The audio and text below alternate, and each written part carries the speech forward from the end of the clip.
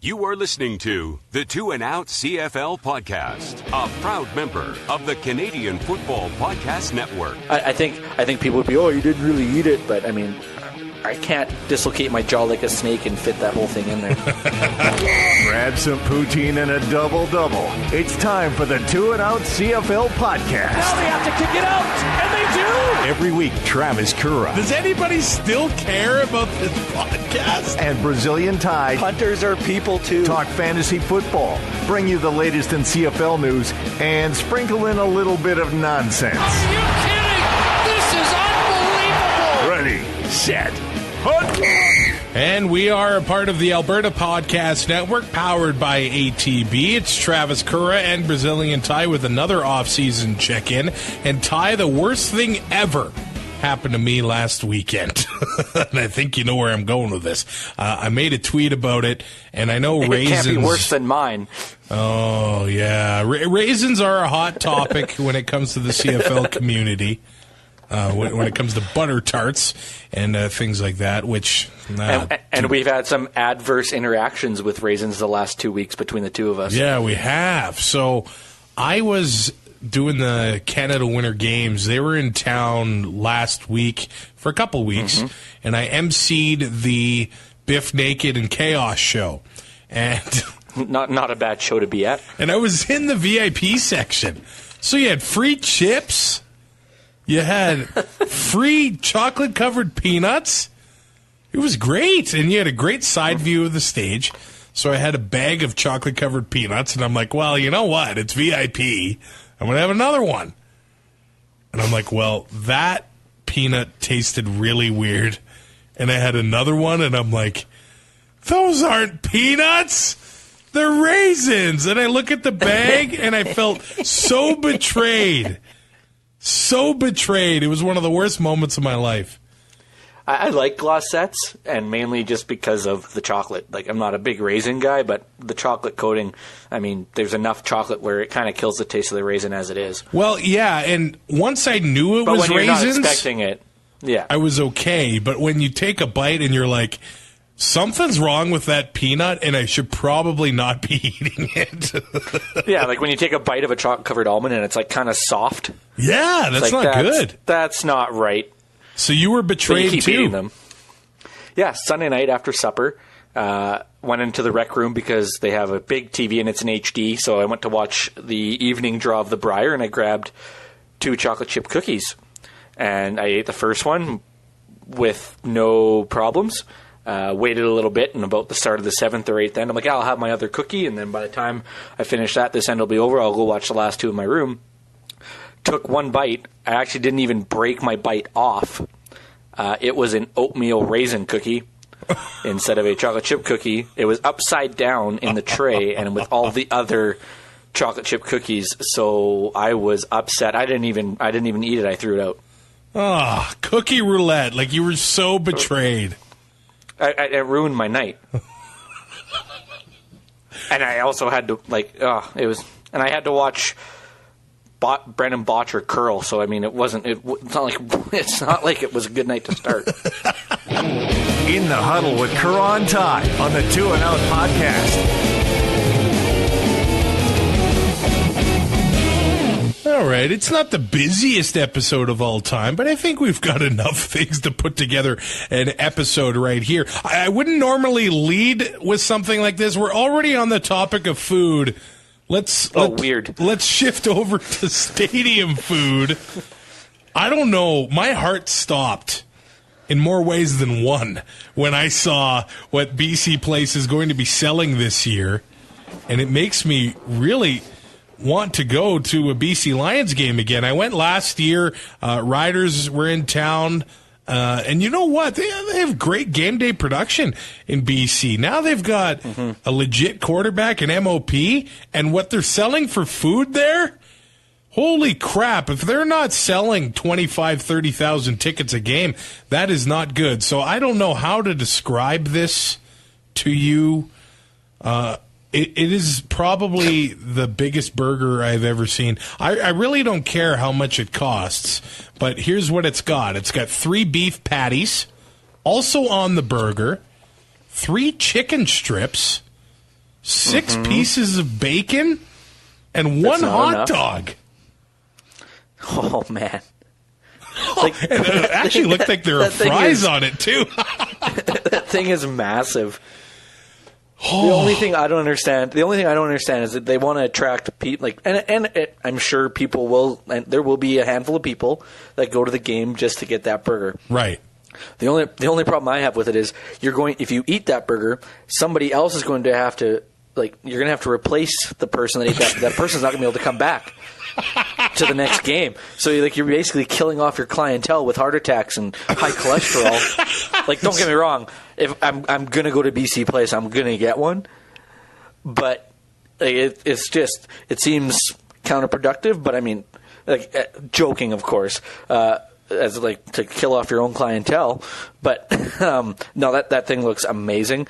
I would be able to eat it. I would have to take it apart though, so I don't know if I would. I think people would be, oh, you didn't really eat it, but I mean, I can't dislocate my jaw like a snake and fit that whole thing in there.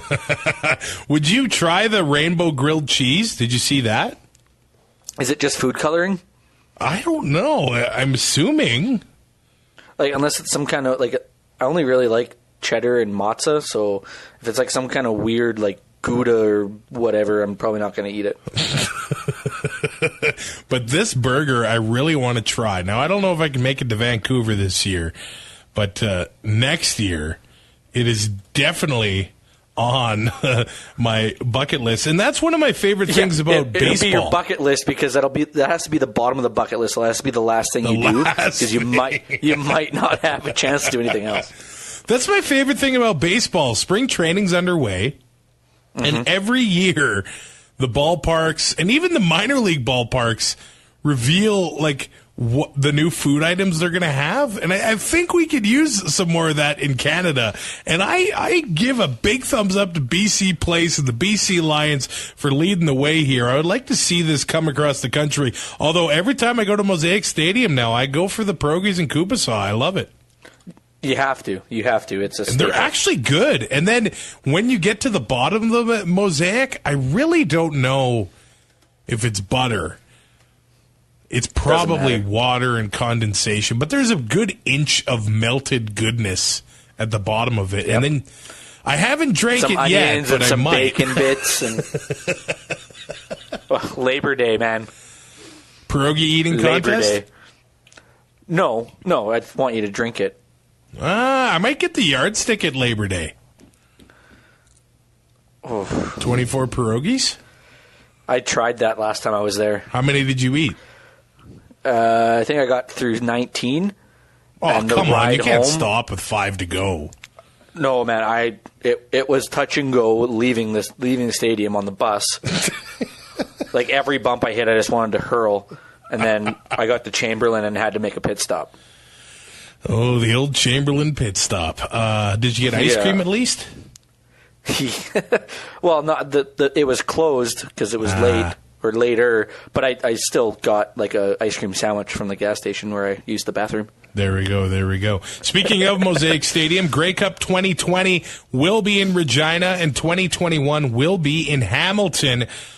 We've already got our hotel room for Regina, so that stress is gone. Yeah, well, I wouldn't have had stress anyway because it's your issue and I just pay you. So if we wouldn't have had a room, I would have just found somebody to stay with. Yeah, would you been on? Yeah, you would have just went along with anybody. I know people. Yep. We could have rented a Winnebago and slept at the Walmart.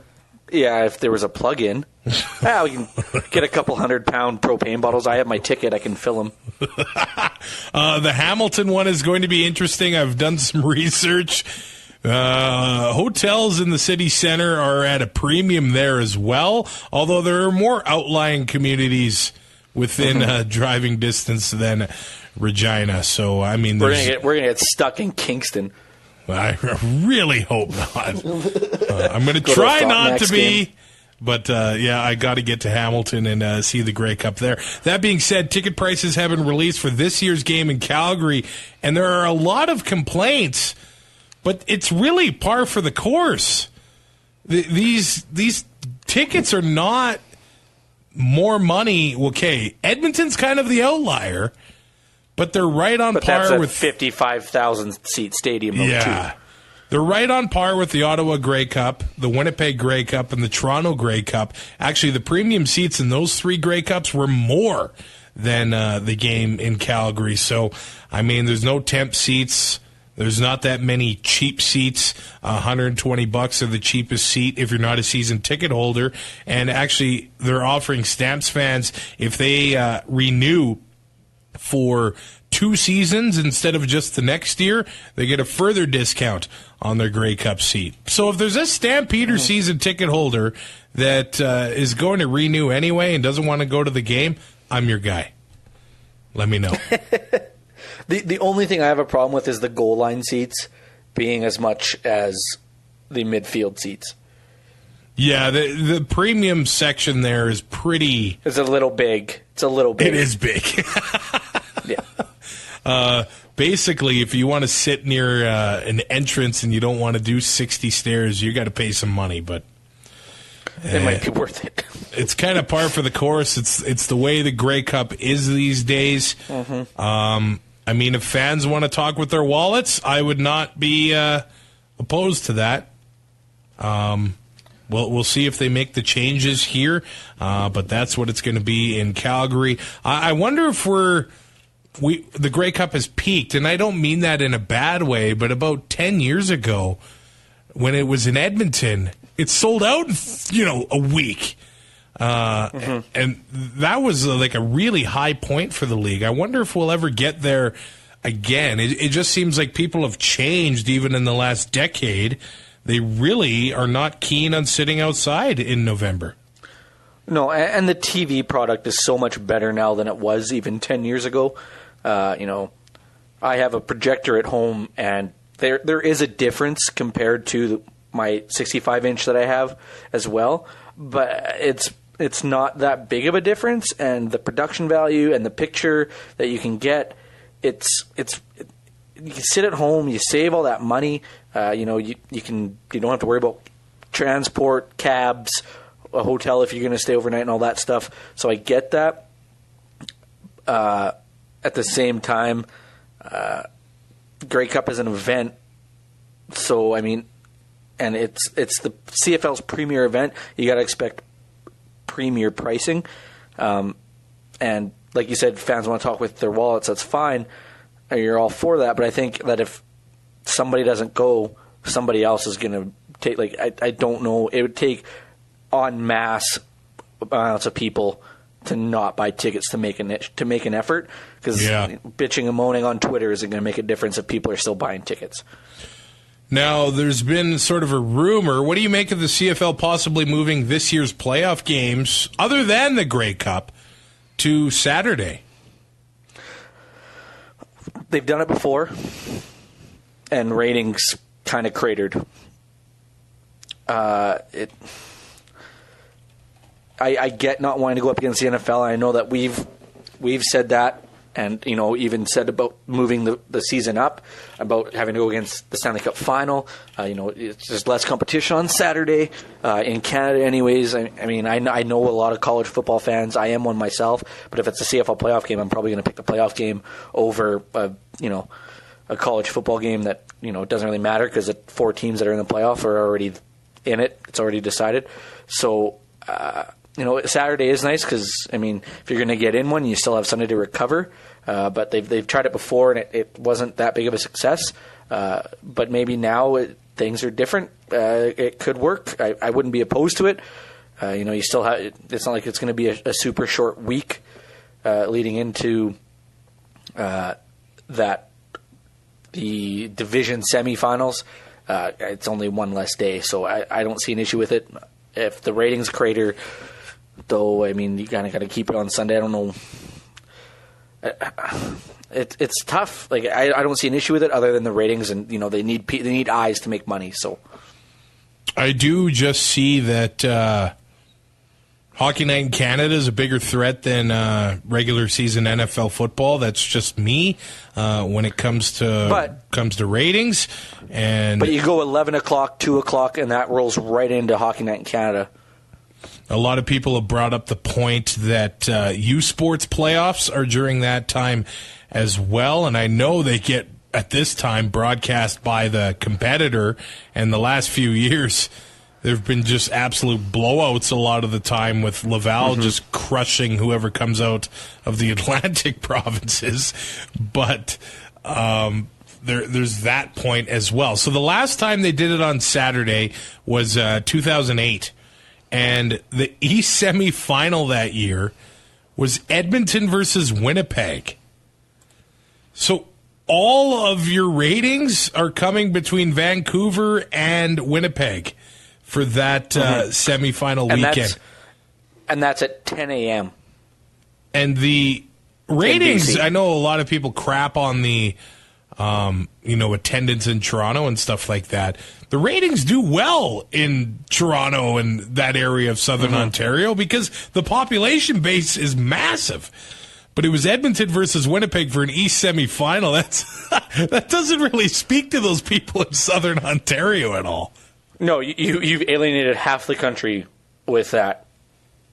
Because especially with Winnipeg being in the East, which the only reason it made sense was for balance, but it made zero sense otherwise. I mean, you're two, and then having a crossover team, so you basically have 4 West teams in the playoffs. It's really tough to get eyes west of or east of Manitoba. So this year, obviously, now with Ottawa back in it, Winnipeg in the West, it could be a crossover game again, but there's actually it's a 100% chance that that Ontario Hamilton team will be in it.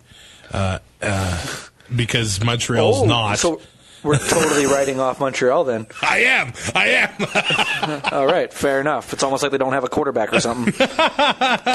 Nice segue. First, do need to thank say you here all week. Do need to say thank you to ATB Financial.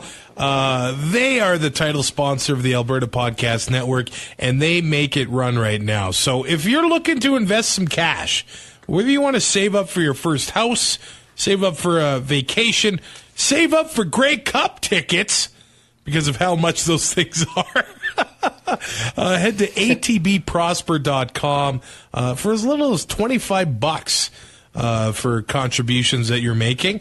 It grows really, really fast. So atbprosper.com, and they will get you in the direction and point you towards your savings goals, whether you want to go to the Grey Cup, whether you want to go to WrestleMania, or you want to eat a few of those burgers at BC Place and cover the ambulance bill. atbprosper.com to get that covered. Best part about going to BC Place to get that burger, I don't need a passport because I still don't have one. Have you ever had one? Yeah, I went to Europe in high school. Let me think here. What year was that? That was the lockout year, so that would have been 04-05. The lockout year. That's when I took up poker. Everybody did. That's when Canada took up poker. TSN had nothing else between. It's like, what do we play from October till the Scotties? Throw poker on there. Somebody will watch it. Oh man, they didn't even have exclusive CFL rights, did they? I don't think so, because I remember watching a Riders playoff game at your brother's house, and it was the CFL on CBC. Yeah, those were the days. Yeah. Let's talk about black Rider jerseys with the green numbers. Yeah, those were great times. Beauties. Let's talk about those Montreal Alouettes. Johnny Manziel is gone. And it feels like this thing is so hush-hush. I don't know about you. I feel like outside of one drive that Manziel had against the Riders in October, this whole thing was a waste of time. Was it? Wasn't it just 3 plays? Basically. But it ended in a touchdown and a 2-point conversion. Yeah. So it was the end of a drive. This whole thing seemed like a waste of time to you? I think all the attention, he had to prove a lot to prove that he could play, competitive football again after, 2 years of nothing, and he got rammed down our throats by the media, and it got tiring after week 2 of the preseason. It was like, okay, enough already. Let's just wait and see what he can actually do before we anoint him the next Doug Flutie. And granted, when you watch him at Texas A&M, it looked like that skill set and the way he played that was tailor-made for the CFL. Mobile, could still throw the ball, was able to scramble, make plays on his own when stuff broke down. And then failed NFL attempt after he was drafted, and then he comes up here, and the CFL made him jump through hoops, and we all knew it. He knew it. The team knew it, and here we are. I don't know if it's a waste of. I don't want to say it was a waste of time because it got more eyes in the league, but it just seemed. I don't know the word, over exaggerated maybe. I don't know how to describe it. It just seemed like there was too much for a guy who had proved nothing. I don't know if this ended up being a positive or a negative for the league overall. I don't even. The only thing it shows is that he obviously wasn't good enough to play here either. So it's not like. I think it makes the league look a little skill wise look better. Maybe optically, maybe it doesn't look that great, but I don't know if he took it seriously. I don't. Well, and he didn't in the NFL either, though. That's true. Right, like they knew all this stuff coming in, and they still wanted to bring him in. It's like, guys, you know his MO, and I don't know what you think has changed, other than I get it. He got married, and he supposedly matured, and he went through the rehab and the substance abuse program that they had him in, and everything. But it's really hard to change how a guy's work ethic. Everything about it is so weird because. Before he even signed, June Jones says he's going to be the greatest player in CFL history. And then the Ticats end up trading him, and nobody really knows why. I know they got a big return from Hamilton, from Montreal, but he was so hyped in Hamilton. And I wonder if TSN kind of regrets how much that they ended up hyping him, because he ends up getting traded to Montreal, and then his first game in, he throws 4 interceptions.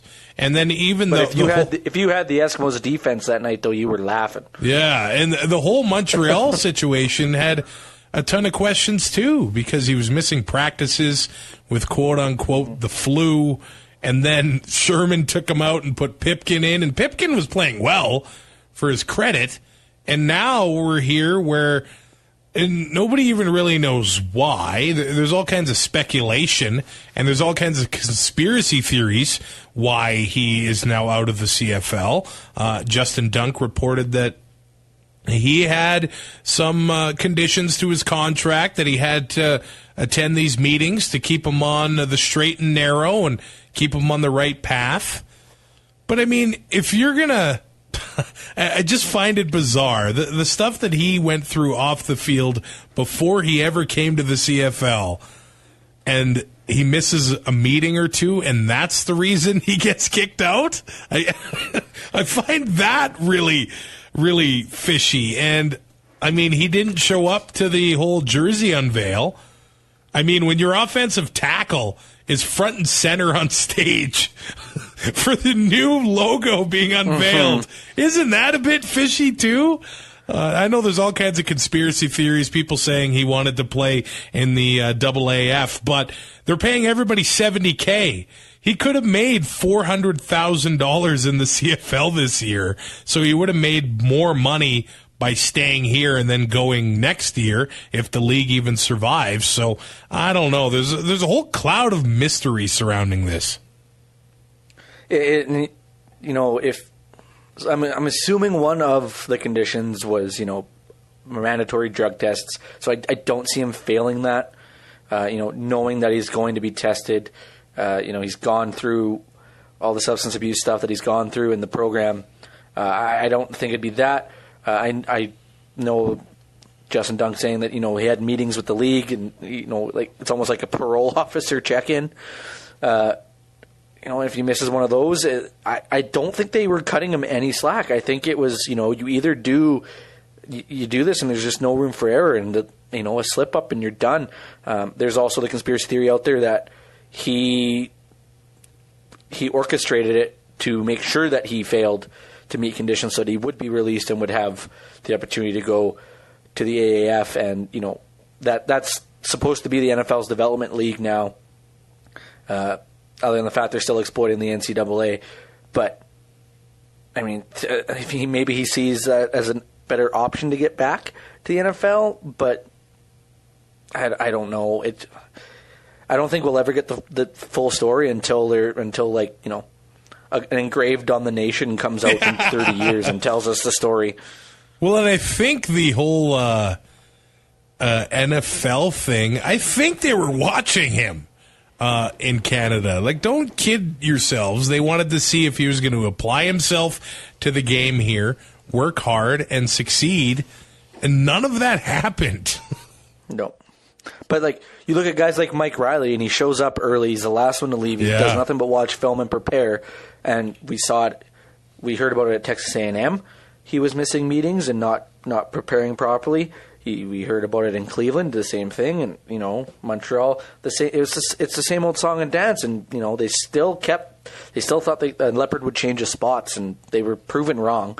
And of course, it's Montreal that tries to make this work, and I think they have a better shot winning with Pipkin than they do Manziel from what we saw last year, but it's just not a good look when you bring a guy in like this knowing full well that he's been like this his entire football career. Montreal gave up a lot to bring him in, and it looks like Pipkin is going to be that guy heading into training camp, and he did not have a full training camp last year, and he had flashes of brilliance last year. So, I mean, we'll see what he'll be able to do this year with the full camp, knowing that he's probably the guy under his belt. And I actually think that Vernon Adams has a shot as well. He came in, he tried to put the team on his back. I think it was last summer. And he almost won them the game. And the fans were booing him because they wanted Manziel. So I'd like to see Vernon Adams get more of a fair shake as well. And hopefully they can just move past this whole distraction thing. And, quit being such a circus, both on and off the field. Damn, that's the Montreal swear jar again. You started it. I did. I'm sorry. You wrote them off in the last story. Yeah, that's true. Oh, poor Alouettes. Yeah. Okay, let's go through some of the signings and releases. Maybe some rumors that have happened, and then I guess we'll talk to you in a few weeks. Ticats end up signing linebacker Justin Tuggle. Mike Filer is going to be back in the hammer for an 8th season. Gotta love that handlebar mustache there. And the Ticats sign Cameron Marshall, veteran running back, was with the Riders late last year. I like what Marshall brings to the table, so I think it's a big signing for the Tabs. And a very... what would you call him? A very capable running back to back up behind Alex Green. I'm pretty sure the job is going to be his to start the year. Yeah. And Filer, shoring up that offensive line like he does is really good. And Justin Tuggle doubled his tackles in 2018 from the 2017 season. And 2 forced fumbles. So it's not. I mean, Hamilton they are going to be first place in the East. I don't think that's really up for debate. I think the big story in the East is going to be which team will rise to mediocrity and get that second spot. So these 3 signings by the Ticats just shore up the offensive line, the backfield, and the linebacking core a little bit more. Make sure they get some depth in a couple of those positions, and just ensure that an injury or two won't derail their whole season unless it's possibly Jeremiah Mazzoli. The Lions end up re-signing Canadian receiver Shaq Johnson. He had a nice year last year. I think he's only going to get better. And it's nice to have that Canadian receiver on your side. Let's go to the Argos. They sign linebacker Ian Wild. They sign offensive lineman Randy Richards from the Calgary Stampeders and Canadian quarterback Brandon Bridge. What is Bridge going to do this year? There's McLeod Bethel Thompson, there's James Franklin, and there's Brandon Bridge. It seems like he's going to have himself a big camp if he still wants a gig. Brandon Bridge keeps going to situations where there is a guy or two in front of him that are pretty much established. I know it's kind of end up in there, the air in Toronto. It's kind of up in the air in Toronto, but I mean, both these guys started games for this team last year, and both guys won football games for this team last year. So he's got to come in and prove that he's better than both of them. And you have 2 preseason games to do it. Good luck.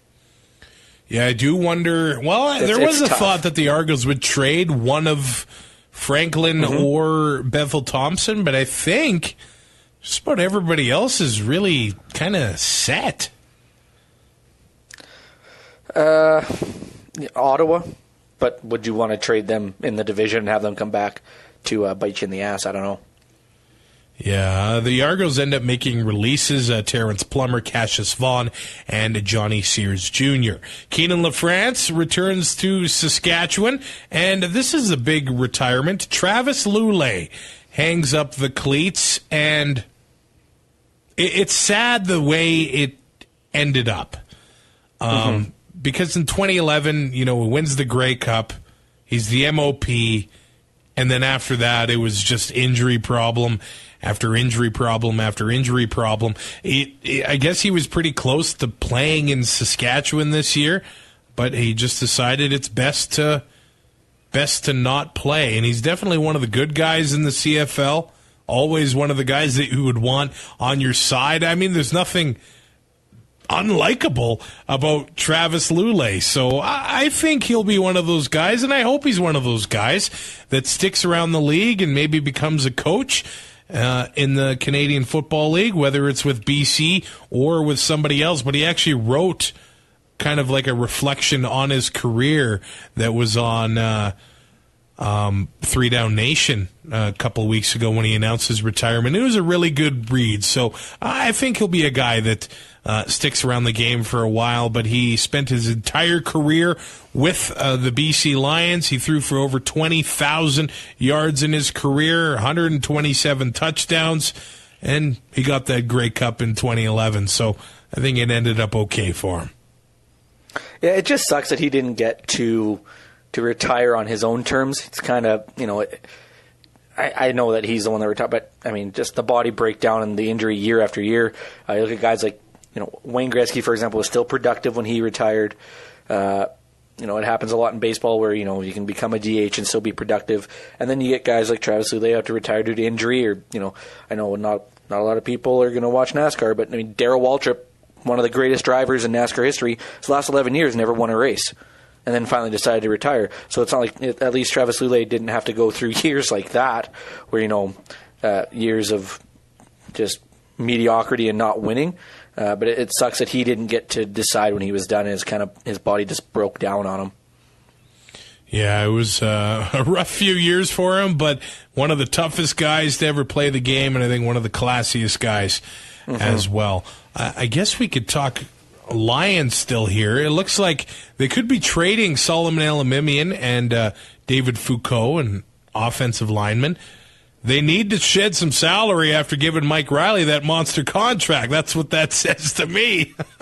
Unless Ed Hervey knows something about the cap we don't. Yeah. But, I mean, the amount of money that they spent the opening 2 days of free agency, it kind of, we talked about it, just texting back and forth, that it was, Elimimian was probably done. Herdman did not look entirely out of place when Elimimian was hurt, so they know, and he's Canadian. And, it sucks to lose a guy off the offensive line, but with the guys that Ed Hervey brought in through free agency, Foucault becomes expendable on that offensive line as well. And the Lions also bring in Rob Ralph. He was kicked in the ass on the way out of Edmonton. Wasn't even... And the door hit him, too. Yeah, he wasn't even given like a watch or a pen or something. But the Lions bring him in as their East Regional Scout, and that is a big ad for the Lions. Oh, that is huge. The Canadian talent that he was able to accrue and draft for the Eskimos, and now with Ed Hervey, and Ed Hervey knows him. They work together in that front office. He knows what he's all about, knows the kind of players that he can find, and looks at his resume of the guys that he has found. It's only a positive for BC. I don't know how anybody could argue this signing.